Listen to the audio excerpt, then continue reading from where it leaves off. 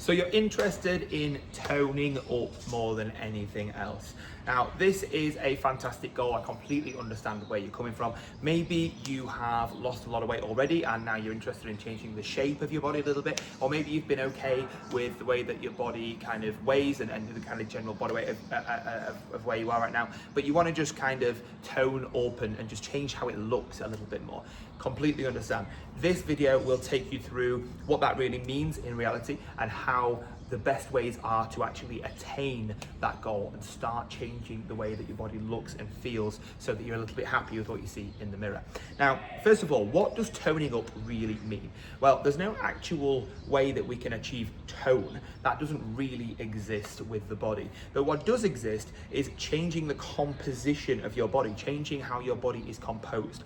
And there's only two real things that we can make a difference to. It's your level of body fat and your level of muscle mass. So when we talk about toning up and the tone of your body, what we really mean is reducing the amount of body fat that we have and improving or increasing the amount of muscle mass that we have. This is called a recomp, or changing the body's shape, essentially. So we're dropping down fat and we're building up muscle. We may stay a very similar weight. We may not lose weight at all, but the complete shape and look and feel and tone, if that's how you want to refer to it, of our body will completely change.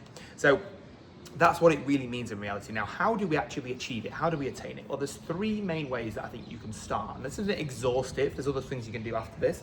But to get started, we focus on three main things. The first thing is in having a strength training program in place. Okay, so using weights and challenging your muscle a little bit would be a fantastic place to start if you're interested in toning up. This is going to help you to create the shape that you're looking for, create the feel and the look, the toned look to your body, because that toned look comes from having shaped muscles. It doesn't mean you're going to build really big, bulgy muscles like masculine, but it does mean that you're going to have a shaped body, that the muscles are visible, and strength training is required for that. The other thing it's going to do, it's going to help you to boost your metabolism. So your metabolism is how many calories you burn at rest. And this is a really important number because this is almost like a cheat code for burning fat, right? The higher your metabolism is, the less hard you have to work to get the fat off, and fat loss is half the battle we're talking about when we're talking about toning up, because we're losing fat and we're building muscle. So if you can have a quick metabolism by having more muscle, you're going to have an easier time losing fat. So one feeds into the other and it becomes this cycle that goes in the right direction rather than the wrong direction. And the final thing about strength training is it's also going to improve any aches or pains that you have. If it's done in the correct way, we'll be able to see muscle imbalances, things that are maybe not quite in sync, the things that we need to work on a little bit more to help the aches and the pains that you're going through on a daily basis become a little bit better, not a little bit worse. And we'll also be able to improve your bone density, your joint integrity, so that you stay mobile and active and resilient long into the future, not just now.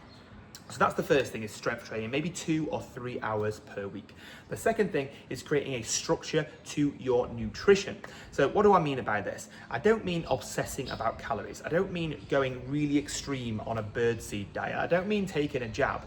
What I mean is creating an eating window to your nutrition. So this is having a defined start time for your food in the day and a defined end time for your food in the day, so that you have a window of time where you eat, and outside of that window you fast. Okay, so you don't eat outside of that window. This creates some predictability and routine and gives your gut a rest overnight, because your gut is a really important part of your body and it can dictate a lot of the rest of the state of the health of your body as well. So if we can give your gut a rest overnight for at least 12 hours, so that would mean that you maybe finish eating at 7 o'clock at night and you start eating at 7 o'clock the next morning, that would be perfect. You've got 12 hours overnight to fast and you've got 12 hours through the day to eat, and that's going to give you some control over your nutrition. Now, within that 12-hour window, the next thing you want to do is start planning when it's convenient for you to eat meals, because what we don't want to do is be caught short and be trying to get something on the go, you know what I mean, or trying to fill up on snacks or whatever, and just having calories just going in left, right and center, and we don't really know, we're not controlled on it whatsoever.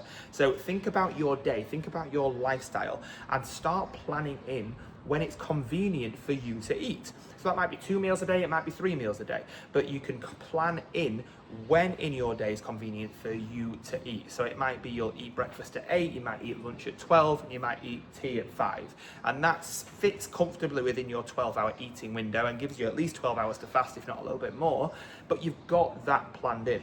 Make sure that you're eating enough to keep you full in those meals so that you're not tempted to snack in between times. So don't leave the dinner table feeling hungry. Eat plenty at that meal, but eat plenty of the right things, and you will be full and satiated and not hungry in between meals until you get to the next meal when it's time to eat the next meal. So that's fine.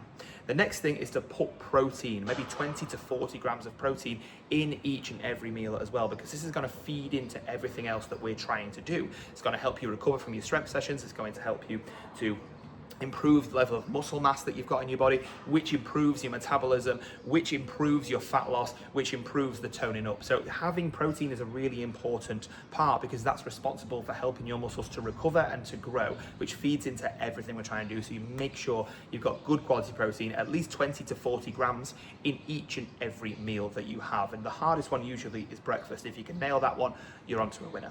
The final thing of the third part of the strategy of toning up to get you started would be to move more. Just generally be more active. Make an effort throughout your daily life. Keep thinking about being active, because a lot of the calories that you will burn on a daily basis will just be from the general movement that you do.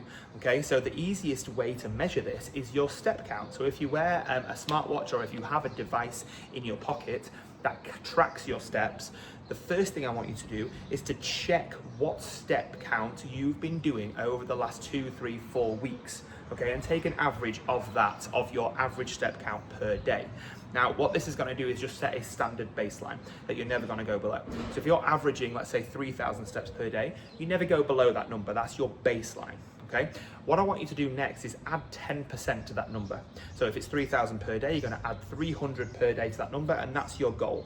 So it's a very, very small marginal increase, and 300 extra steps per day might be 3 or 4 minutes of extra walking. You may be able to just walk to the end of the street and back, and you've completed it, right? And that's the first week goal. Now, the challenge is every week you add another 10%, okay? So every week, you go from, let's say if it started at 3,000, you go from 3,000 to 3,300, then to 3,600, then to 900, and then to 4,200, and so on and so forth. And you keep adding 10% of that original amount to what your goal is the following week. So every single week you're marginally increasing, marginally increasing, marginally increasing. And this is how we take baby steps, literally, in the right direction without overwhelming yourself, without going from 0 to 100 on day one. Okay, because this has to work in the short term, but it also has to be sustainable in the long term. So to recap, the best ways to start toning up: number 1, add 2 to 3 well-structured and tailored strength training sessions into your lifestyle. Number 2, create a nutrition structure that gives you an eating window, a predictable structure for your meal timings and has a good amount of protein in every meal. And number 3 is to move more. Add 10% of your steps to your daily goal and your daily total every single week.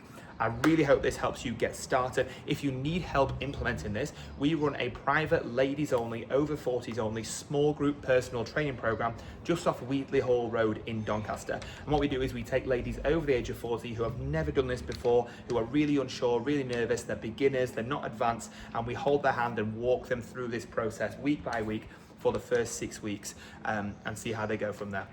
If you want to find a little bit more information, or if you're interested in joining, what I want you to do is pick a spot on the diary below this video. That's my personal diary. Pick a spot that suits you, and I will be in touch to give you a call at that time to see if we're the right people to help you.